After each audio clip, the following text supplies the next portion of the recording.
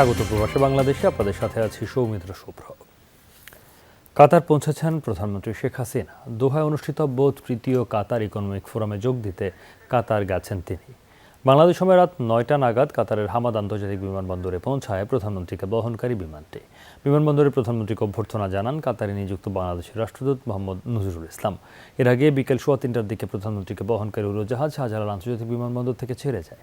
এ সময় মন্ত্রিপরিষদ সদস্য, মন্ত্রিপরিষদ সচিব, কূটনীতিক, 3 বাহিনী প্রধান সহ সামরিক বেসামরিক ঊর্ধ্বতন কর্মকর্তারা সরকার প্রধানকে বিদায় জানান। সফরে কাতারের আমির তামিম বিন হামাদ আল সানির সঙ্গে আনুষ্ঠানিক দ্বিপক্ষীয় বৈঠক হওয়ার কথা রয়েছে শেখ হাসিনার। সফর শেষে 25 মে ভোরে ঢাকায় পৌঁছাবেন প্রধানমন্ত্রী। বাংলাদেশ আওয়ামী লীগ কাতার শাখার ঐক্যবদ্ধ কমিটি ঘোষণা করা হয়েছে। দোহায় সংবাদ সম্মেলন করে কমিটি ঘোষণা করে সংগঠনটি। এতে মোহাম্মদ শাহ আলমকে সভাপতি হিসেবে নির্বাচিত করা হয়। মোহাম্মদ ইসমাইল মিয়াকে প্রধান উপদেষ্টা, মোল্লা রাজীব রাজকে সাধারণ সম্পাদক ও শাখাওয়াত খানকে সাংগঠনিক সম্পাদক করা হয়েছে। সিনিয়র সহসভাপতি হিসেবে আবুল কাশেম, সহসভাপতি আক্তার জামান মামুন, আবু তাহের, মহিউদ্দিন চৌধুরীর নাম ঘোষণা করা হয়। এছাড়া উপদেষ্টা হয়েছেন ডক্টর হাবিবুর রহমান, মুক্তিযোদ্ধা আবু তালেব, জসিমউদ্দিন দুলাল এবং নির্বাচন কমিশনারের দায়িত্বে ছিলেন মুক্তিযোদ্ধা ওমর ফারুক চৌধুরী, আনোয়ার হোসেন আকন, সৈয়দ আনামিয়া, মাহবুব রহমান চৌধুরী। প্রধানমন্ত্রী শেখ হাসিনার হাতকে শক্তিশালী করতে কাতার আওয়ামী লীগের এই ঐক্য বলে জানান নেতাকর্মীরা। আমিরাতে প্রবাসী বাংলাদেশিদের সামাজিক আচার অনুষ্ঠান দিন দিন বাড়ছে। যে কোনো পালা, পার্বণ বা দিবসে দূর দূরান্ত থেকে ছুটে আসেন প্রবাসীরা।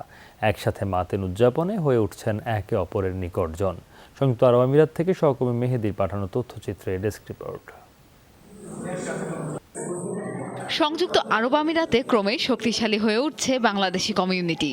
বিভিন্ন অনুষ্ঠান আয়োজন এবং অংশগ্রহণের মধ্য দিয়ে গড়ে উঠছে সৌহার্দ্যের বন্ধন।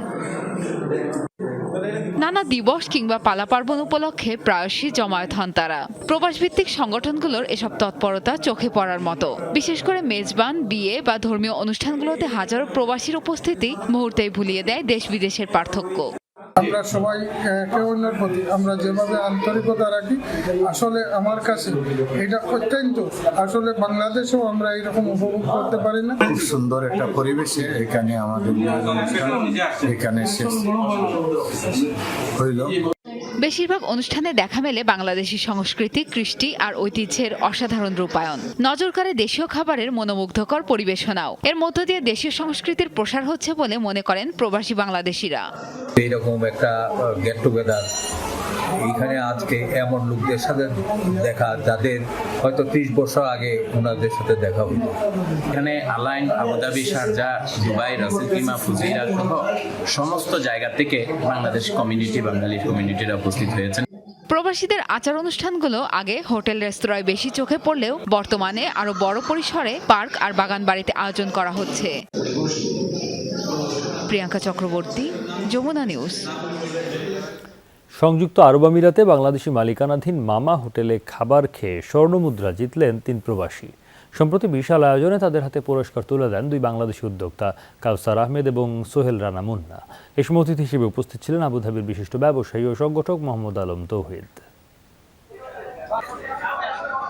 আবুধাবির উপশহর বানিয়াসে 6 বছর ধরে স্বল্প মূল্যে বাঙালি খাবার পরিবেশন করে আসছে মামা হোটেল। নিম্ন ও মধ্যমায়ের প্রবাসীদের জন্য মাত্র 1 দিরহামে ভাত, 2 দিরহামে সবজি, 3 দিরহামে মাছ এবং 6 দিরহামে গরুর মাংস পরিবেশন করেন তারা। এবার প্রবাসী বাংলাদেশিদের জন্য ভিন্নধর্মী এক আয়োজন করল হোটেলটি। মামা হোটেলে খাবার খেয়ে স্বর্ণমুদ্রা পেলেন 3 জন প্রবাসী বাংলাদেশি। পবিত্র রমজান মাস উপলক্ষে লটারির ব্যবস্থা করে মালিকপক্ষ। সম্প্রতি জমকালো নৈশভোজের আয়োজনের মধ্য দিয়ে বিজয়ীদের হাতে তুলে দেওয়া হয় পুরস্কার। 3 বছর ধরে খানা খাইতেছি, আলহামদুলিল্লাহ রমজান মাসে একটা লটারির মাধ্যমে খানা খেয়েছি। লটারির মাধ্যমে একটা পুরস্কার, 3 জন পুরস্কার পেয়েছি। প্রবাসীদের দেশীয় খাবারের চাহিদা মেটানোর পাশাপাশি বহু মানুষের কর্মসংস্থানের ব্যবস্থা করেছে প্রতিষ্ঠানটি। বর্তমানে হোটেলটিতে কাজ করছেন 56 জন বাংলাদেশি। মালিকপক্ষের আচরণে সন্তুষ্ট তারা। 45 থেকে 50 জন এখানে কর্মরত আছে।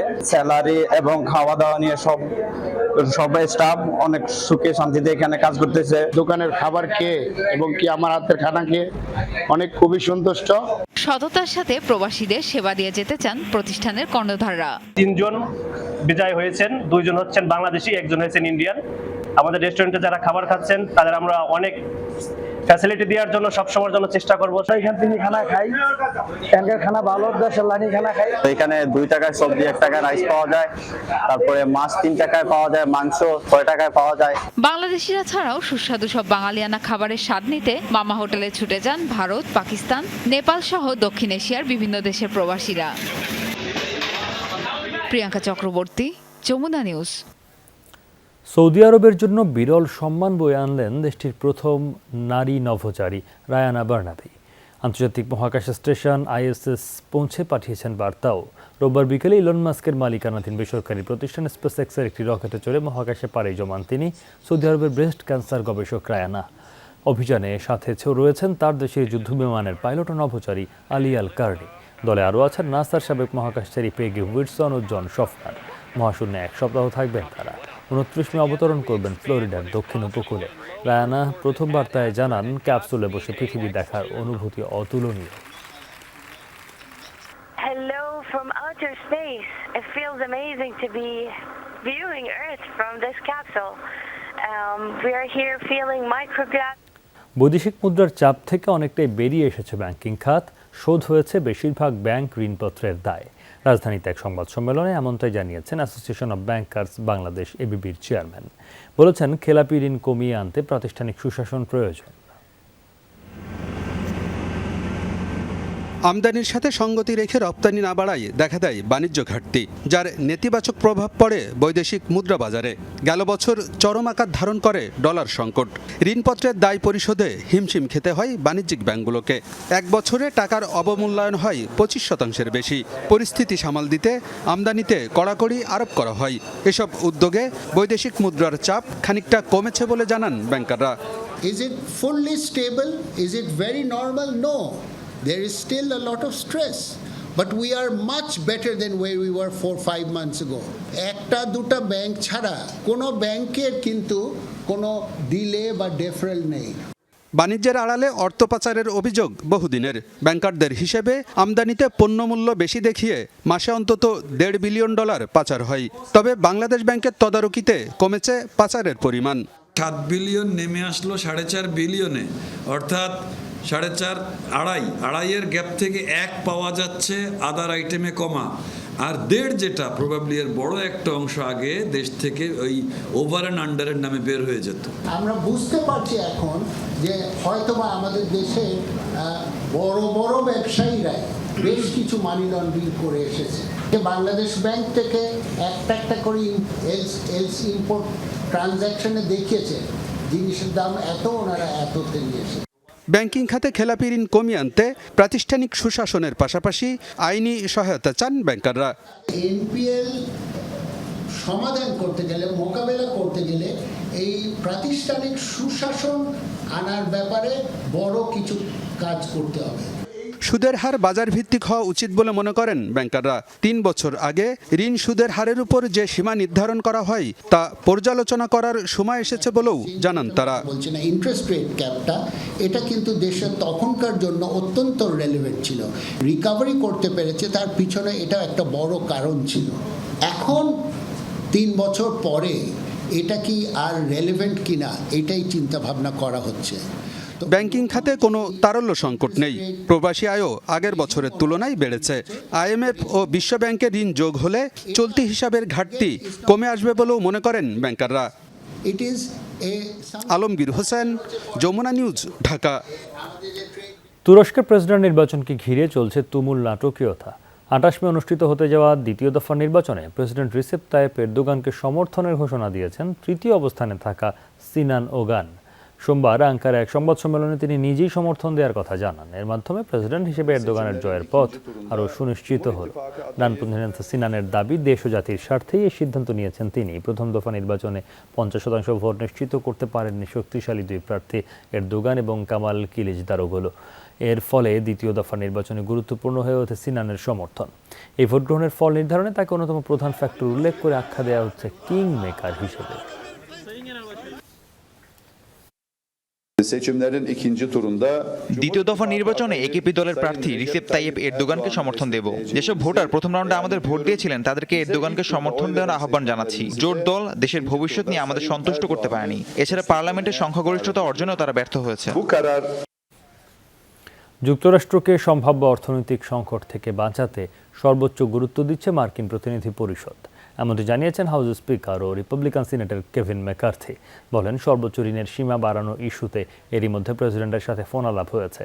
জানান, শিগগিরই এই ইস্যুতে সমঝোতায় পৌঁছানো সম্ভব। বিবদমান ইস্যুগুলো সুরাহার বিষয়েও আলোচনা হয়েছে। ঋণ ইস্যুতে গেল কদিন ধরেই তোলপাড় মার্কিন রাজনীতি। বাইডেন প্রশাসন নির্দিষ্ট সময়ের মধ্যে ঋণের সীমা বাড়াতে ব্যর্থ হলে $31 ট্রিলিয়ন খেলাপি হবে কেন্দ্রীয় সরকার।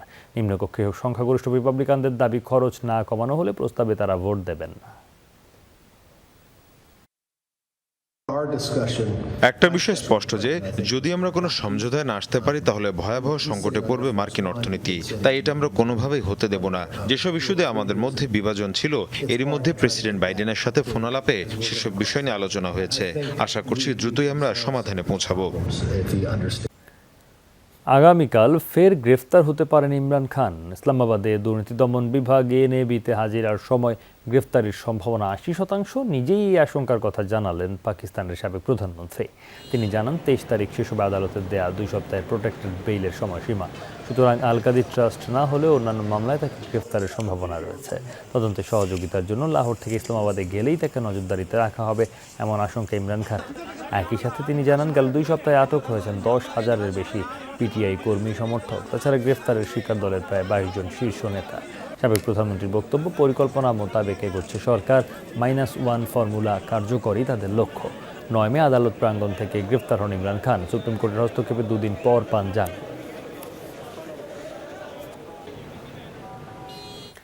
দখলকৃত পশ্চিম তীরে ইসরায়েলি বাহিনীর আগ্রাসনে প্রাণ হারালেন কমপক্ষে 3 ফিলিস্তিনি। সোমবার বিষয়টি নিশ্চিত করে ফিলিস্তিনের স্বাস্থ্য মন্ত্রণালয়।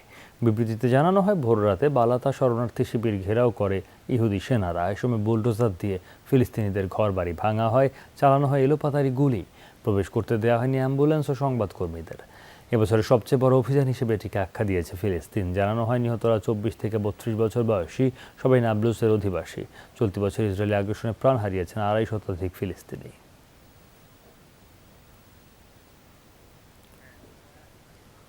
পবিত্র আল-আকসা প্রাঙ্গণ সহ পুরো জেরুজালেম ইসরায়েলের মালিকানাধীন। সোমবার পবিত্র স্থাপনাটি পরিদর্শনের সময় আবারও এমন হুমকি দিলেন কঠোর ডানপন্থী প্রতিরক্ষা মন্ত্রী ইতামার বেন গাভির। সাফ জানান, স্বাধীনতাকামী সংগঠন হামাসের হুমকি হামলার তোয়াক্কা করেন না, কেননা পবিত্র স্থাপনাটির দায়িত্বে রয়েছে ইসরায়েল।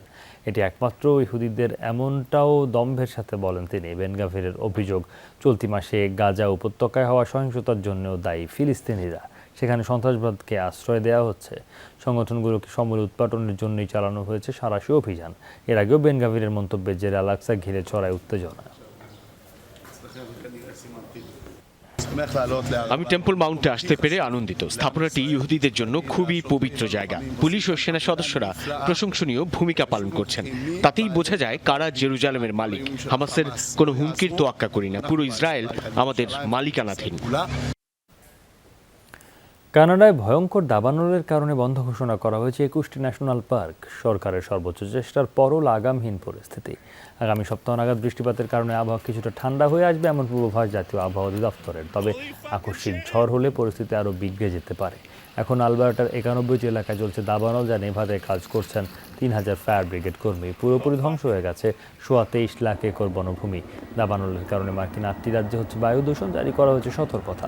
29 মে আলবার্টায় প্রাদেশিক নির্বাচন, দুর্যোগ মোকাবেলার এই ব্যর্থতা ভোটদানে ফেলবে বড় প্রভাব। ইতালির বন্যা দুর্গত অঞ্চল পরিদর্শন করলেন প্রধানমন্ত্রী জর্জিয়া মেলোনি। রোববার জানান, আর্থিক ক্ষয়ক্ষতি নিরূপণের পর শিগগিরই ঘোষণা করা হবে সরকারি সহায়তা।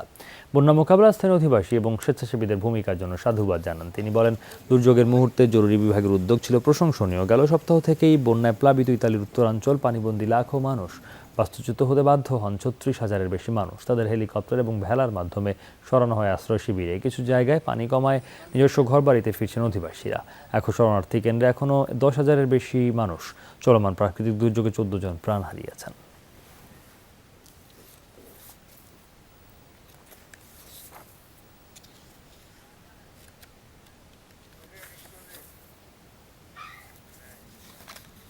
এই ছিল প্রবাসে বাংলাদেশে। এতক্ষণ সাথে থাকার জন্য ধন্যবাদ।